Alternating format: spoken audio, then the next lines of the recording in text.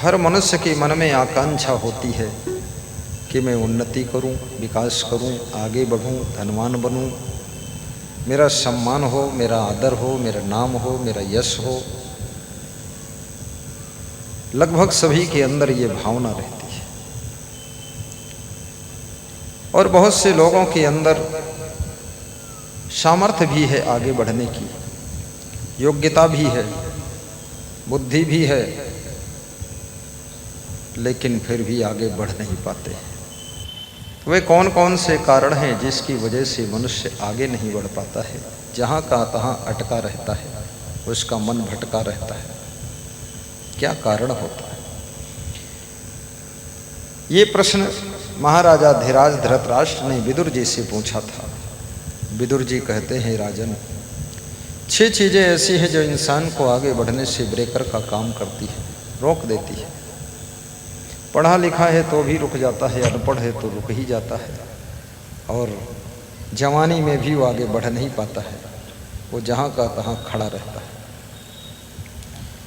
खड़दोषा पुरुषेणे हातव्याम भूतिमेच्छितः अतिनिद्रा तंद्रा भयं क्रोधम आलस्यम दीर्घसूत्रता। ये 6 दोष, ये 6 अवगुण, ये 6 मनुष्य के अंदर कमियां हैं। नंबर 1, अति निद्रा, अधिक सोने की आदत। नंबर 2, तंद्रा, तंद्रा ऊँघने की आदत। सत्संग में बैठे हैं, ऊँघ गए, ऑफिस में गए हैं, ऊँघ गए, गाड़ी चला रहे, ऊँघ गए, एक्सीडेंट हो गया,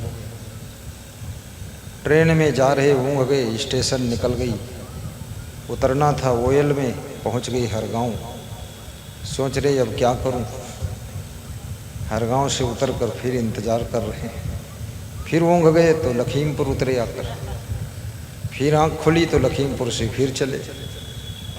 ऐसा ही करते रहते। पढ़ने के लिए बैठे, ऊँघ गए, सत्संग में आए थे कि सुनूंगा सत्संग, कुछ मिलेगा, ऊँघ गए, लार भी टपक गई। सत्संग बंद हुआ तो उठे, लार चाट लिया, बोले स्वाद बहुत अच्छा आया है।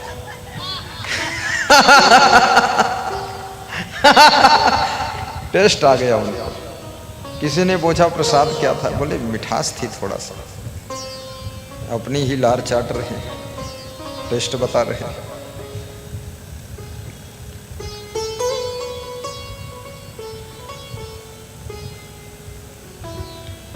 पुलिस विभाग में नौकरी कर रहे हैं, सुरक्षा में ड्यूटी है, ऊँघ गए, राइफल कोई और उठा ले गया।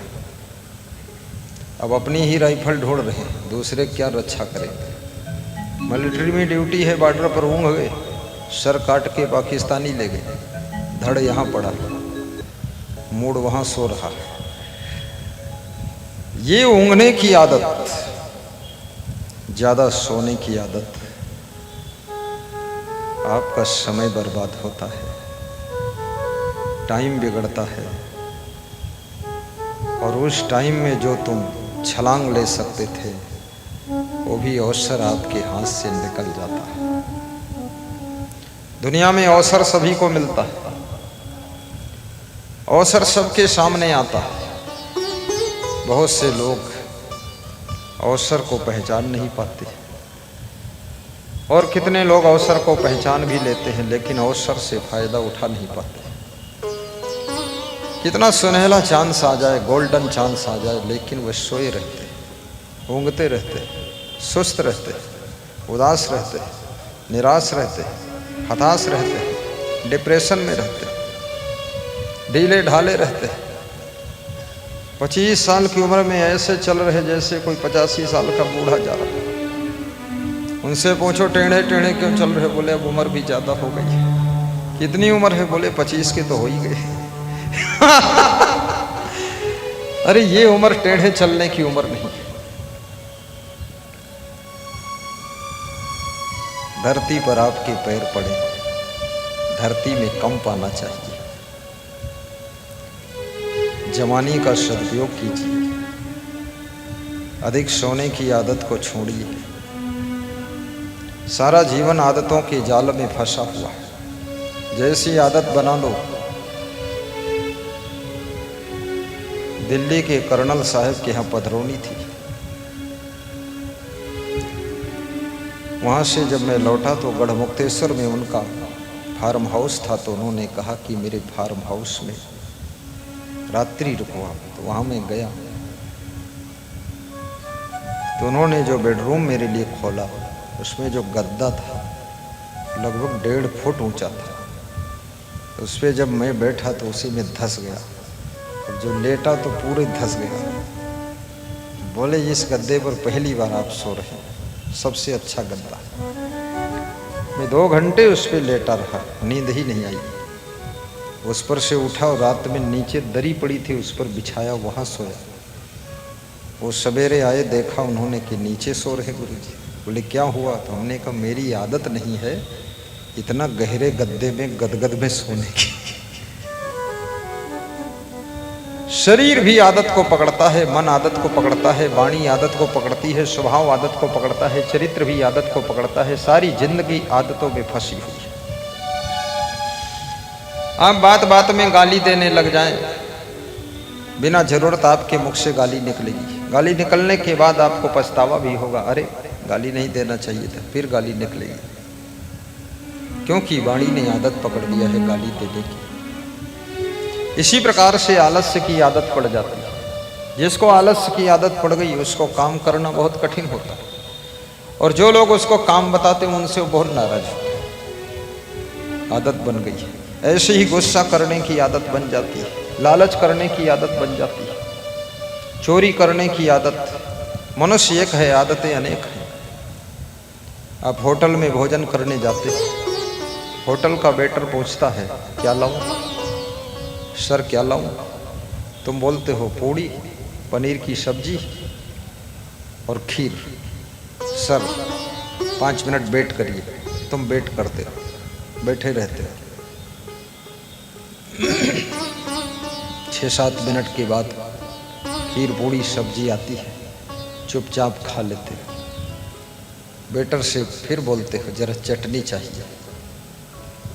लेकिन वही आदमी जब घर में खाता है, अगर 2 मिनट वेट करना पड़ जाए, आग बबूला हो जाता है और नाराज हो जाता है, उलझ जाता है। कितने पति लोग घर में भोजन करने जाते हैं तो पत्नियां कांप जाती है कि ये पीरियड पार हो जाए तो समझ लो 24 घंटे सफल है। क्योंकि अब बहुत पिशाच निकट नहीं आवे, महावीर जब नाम सुनावे। ये पति देव नहीं है, प्रेत देव है। पूरा घर हिल रहा है। व्यासगादी निवेदन करेगी कोई मोबाइल से बात नहीं करेंगे। मोबाइल से बात करना मना है। कोई व्यक्ति मोबाइल नहीं चलाएंगे। कृपया अनुशासन और नियम का पालन करें और शांति से बैठें। जिसको बहुत बड़ा मैनेजमेंट करना है, पीछे जाकर खड़े होकर मोबाइल से बात भी करें और प्रवचन भी सुनें, परंतु मंडप के अंदर कोई नहीं।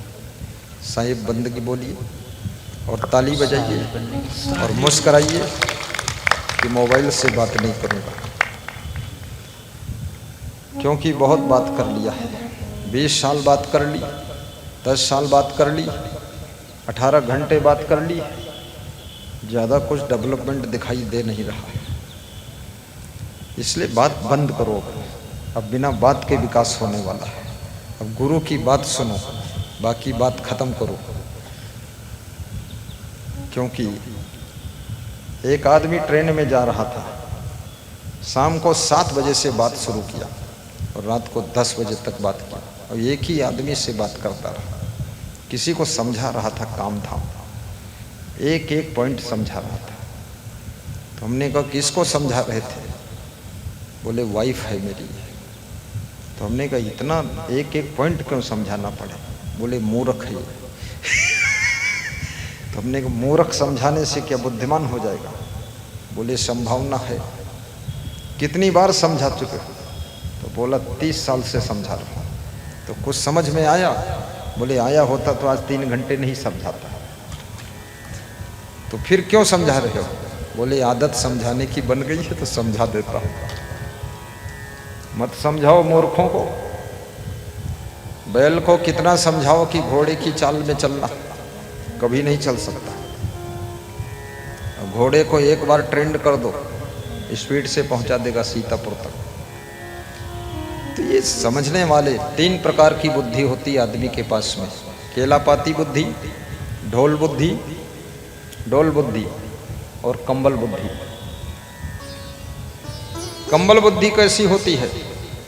कंबल में कोई सलाई डाल दो, जब तक सलाई अंदर डाले रहोगे तब तक छेद रहेगा।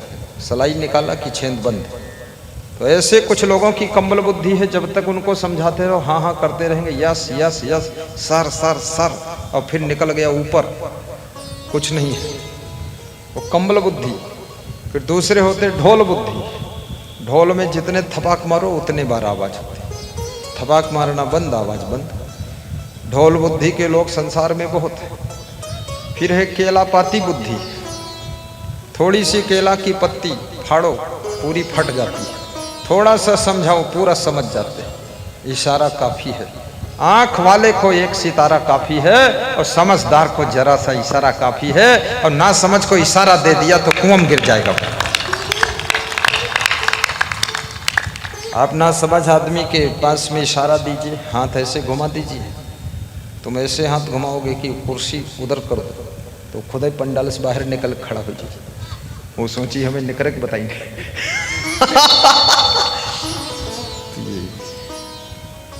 ज़्यादा समझाने की भी जरूरत नहीं, बस हो गया। अब चलिए, समझे की गति एक है। आदतों के जाल को तोड़िए। जितना आदतों से मुक्त जीवन होगा उतना ज़्यादा तुम सुखी रहो। परिस्थितियों के साथ में तालमेल बिठाइए, एडजस्टमेंट करना सीखिए। ताल ठोंक के लड़ने की आदत को छोड़िए, तालमेल बिठाकर काम कीजिए। समय का सदुपयोग कीजिए, प्रसन्न चित्त रहिए। दुनिया के झमेले हरगिज कम न होंगे, अफसोस बस यही है एक रोज हम न होंगे। याद रखना, ये संसार का झमेला तो यूं ही चलेगा। आपकी जिंदगी भर 2 दिन मेला लगता है। एक तो तुम्हारी शादी होती तब मेला लगता है, उसमें खूब ढोल बजती, पटाखे फूटते हैं और खूब नाच कूद होता है। लोग उछलते हैं, बड़ी मस्ती करते हैं और रसगुल्ला गुलाब जामुन खाने वालों की भीड़ इकट्ठा होती है।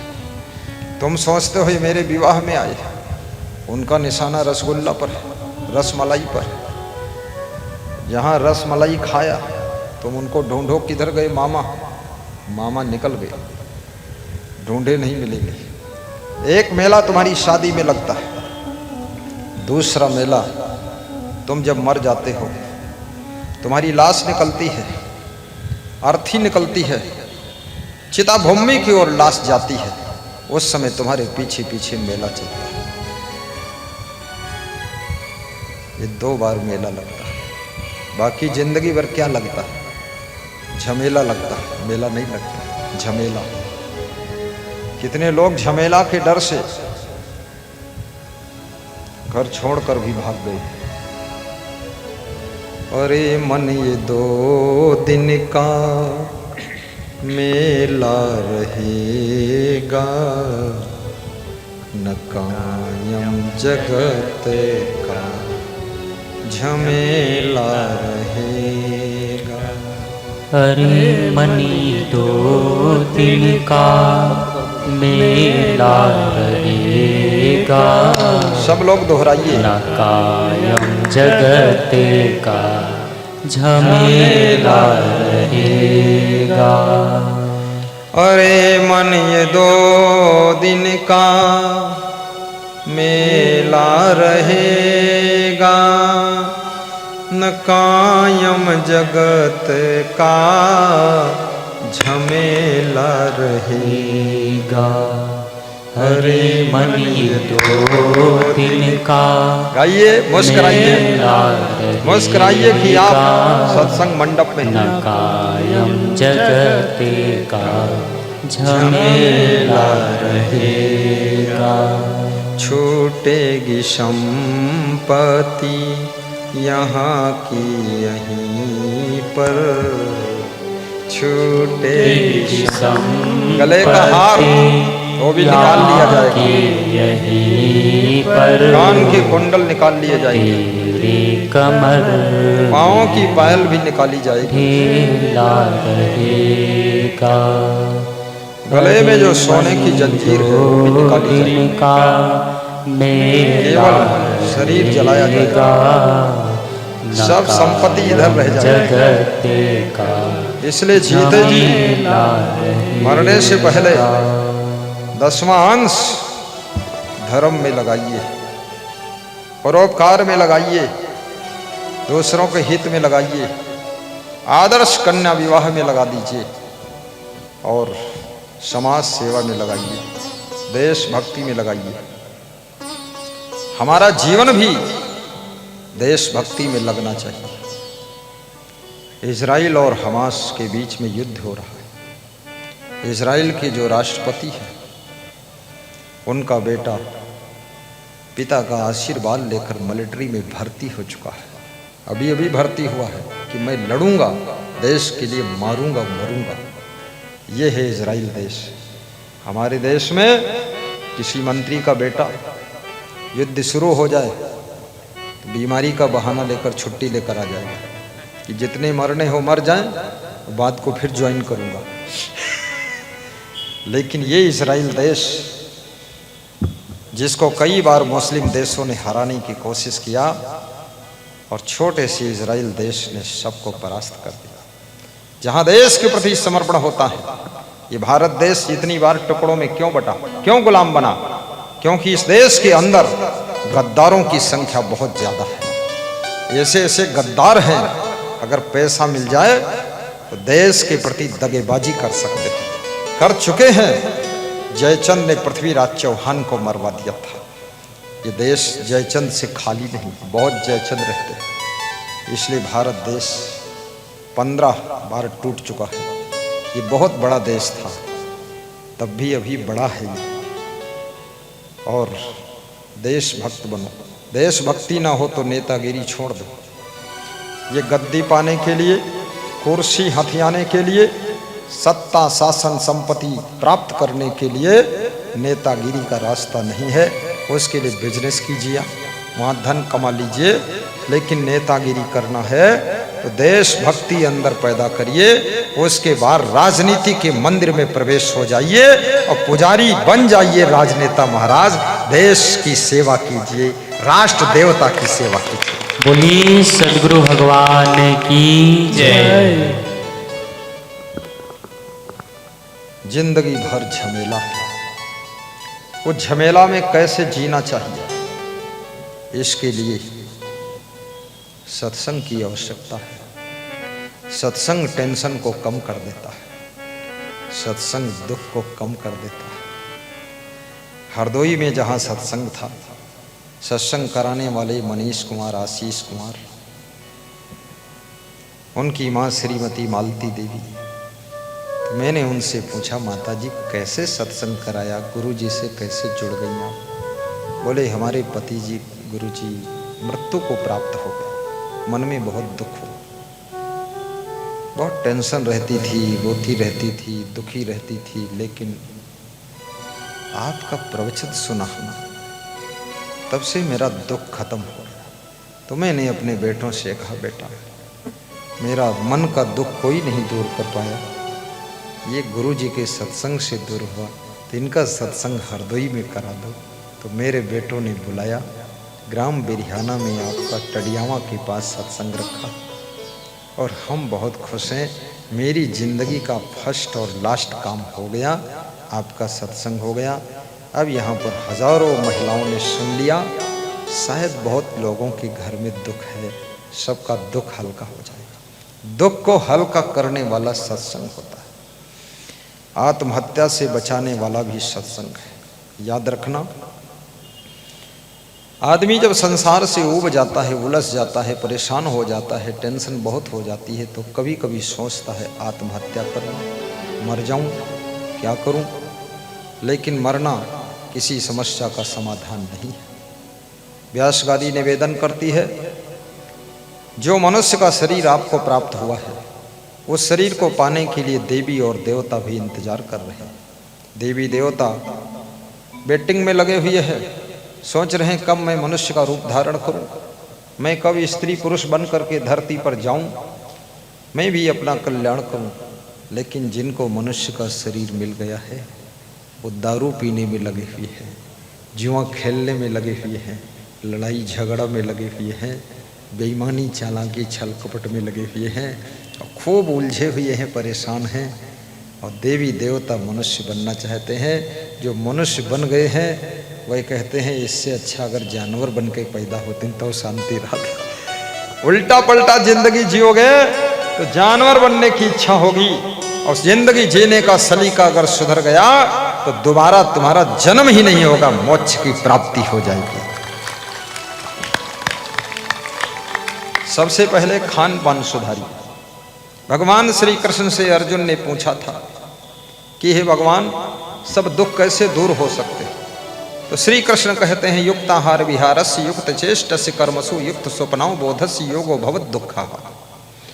हे अर्जुन, आहार और विहार जिसका यथा योग्य है, जो यथा योग्य कर्मों की चेष्टा करता है, अनावश्यक कर्म नहीं करता है, अनावश्यक बातों को सोचता भी नहीं है, अनावश्यक चीज़ों का स्मरण नहीं करता है, और फालतू किसी कार्य में मन नहीं लगाता है, और जो व्यक्ति यथा योग्य शयन और जागरण करता है, कभी जरूरत पड़ी तो रात में जाग भी लेता है, और कभी जरूरत पड़ी थोड़ा दिन में भी सो लेता है, और जरूरत पड़ी तो कम सोकर भी काम चला लेता है, और टाइम मिल गया तो पूरा सोकर नींद को पूरा भी कर लेता है। जिसने सोना और जागना, खाना और पीना, आहार और विहार और कर्मों की चेष्टा को सुधार लिया है, कृष्ण कहते हैं उसके सभी दुख दूर हो जाते हैं और उसके जीवन में सुख शुभारंभ हो जाता है, सुख शुभारंभ हो जाता है। आजकल आदमी का खान पान बहुत बिगड़ा हुआ है।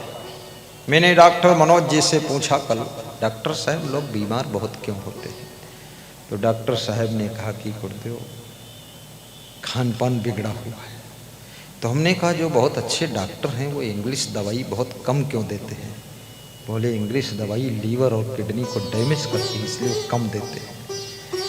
तो हमने कहा फिर डॉक्टर साहब? तो बोले मैं इसलिए प्राकृतिक चिकित्सा का भी सेंटर खोल चुका हूँ, और शुगर के बीमार लोग, शुगर वाले जो ठीक ही नहीं होते हैं, बोले प्राकृतिक चिकित्सा 4 दिन उनकी मैंने कर दिया है, शुगर नॉर्मल हो गई, दवा खाना बंद हो गया और हंसते ही यहाँ से चले गए।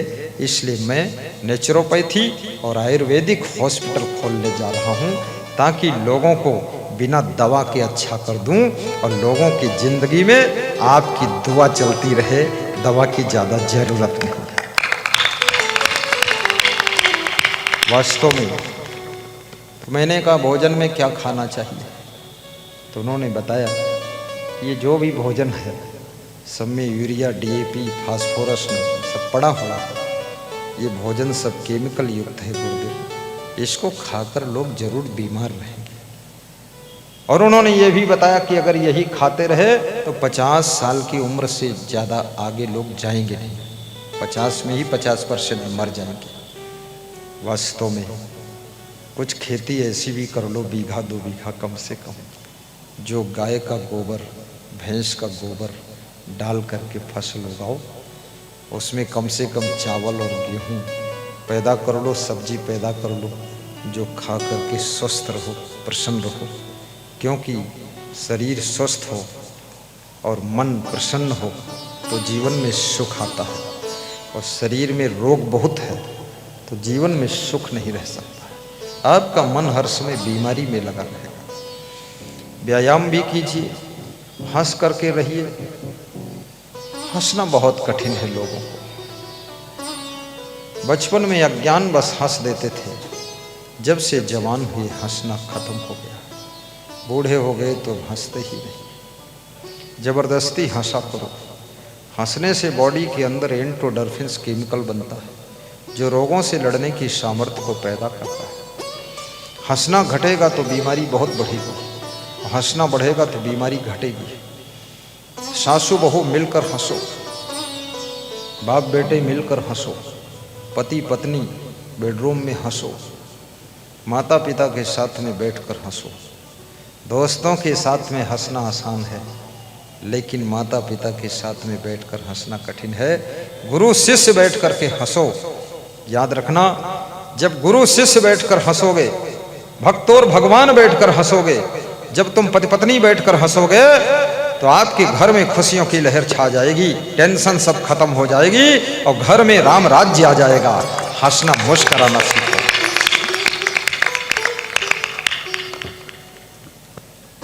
परंतु हंसना कब हो सकता है? मैं लाख कहूं हंसो, तुम हंसोगे नहीं, क्योंकि जो बुराइयों में फंसेंगे वो कभी नहीं हंसेंगे। पहले बुराइयों से छूटना पड़ेगा। जैसे तुमने चोरी किया, तुमसे कोई कहे हंसो तो तुम्हें तो टेंशन है कहीं पकड़ न जाऊं, तुम हंसोगे कैसे?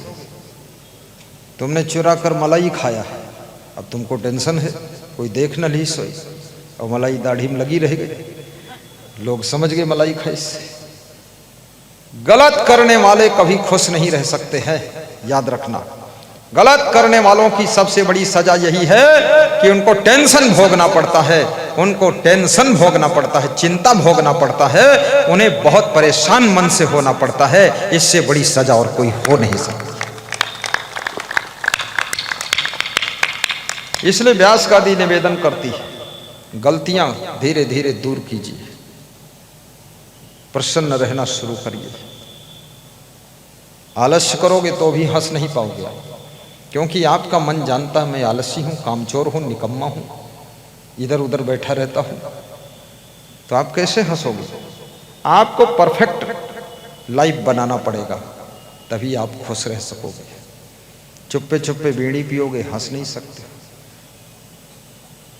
क्योंकि हंसोगे तो लोग जानते हैं बीड़ी पीता है और बदबू निकलेगी मुंह से। सारी खुराफात छोड़ो, जीवन को बर्बाद मत करो।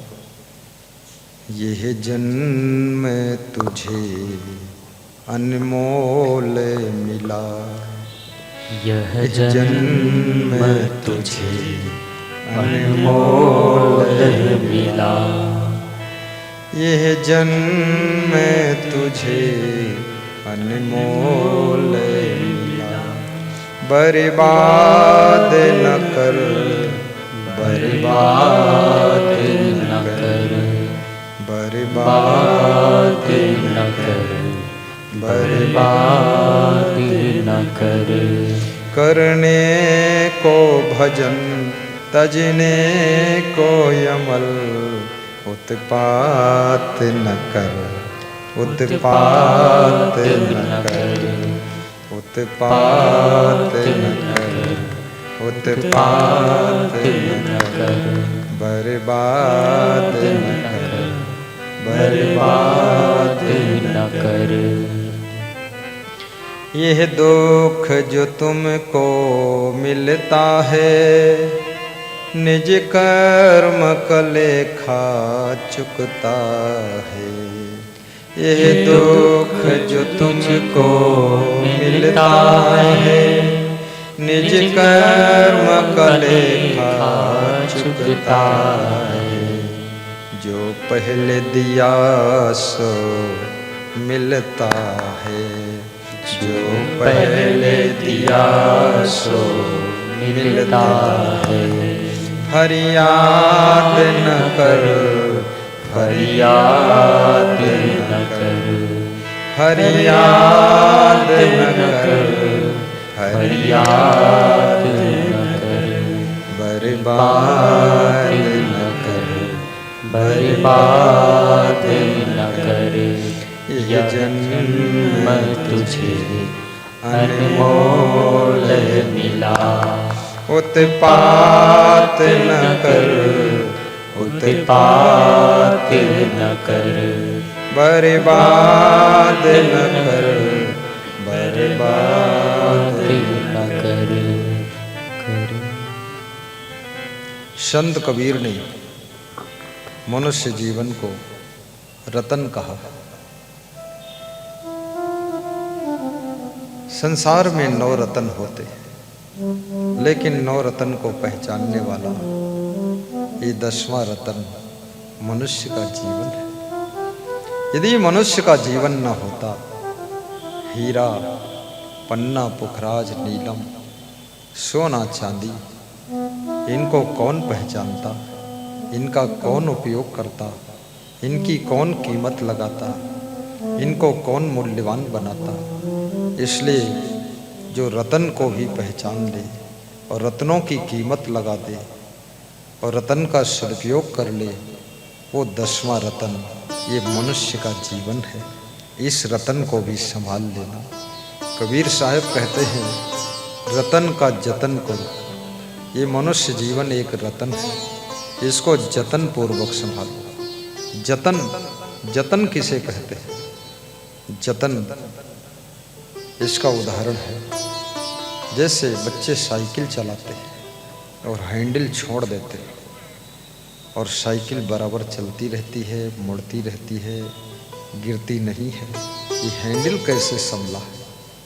ये जतन से संभला हुआ है। जैसे महिलाएं अपने सिर पर कलश रखती हैं, राजस्थान की महिलाएं पानी का घड़ा सिर पर 2-2 घड़े रख लेती हैं। एक घड़ा दाएं हाथ से दाहिने साइड में पकड़ती हैं, चौथा घड़ा बाएं साइड में पकड़ती हैं। झुंड की झुंड स्त्रियां चलती हैं, हंसती हैं, मुस्कुराती हैं, बातें करती हैं। सिर के घड़े पकड़े नहीं हैं, लेकिन वो जतन से रुके हुए हैं। बच्चे हैंडल को पकड़े नहीं, पर वो जतन से रुका हुआ है। ऐसे ही आप बिजनेस करते रहो, सर्विस करते रहो, हॉस्पिटल चलाते रहो, लेकिन अपने जिंदगी के घड़े को, जिंदगी के कलश को जतन पूर्वक संभाल कर रखो। कहीं ये गिर न जाए, कहीं ये फूट न जाए, कहीं ये व्यर्थ न चला जाए।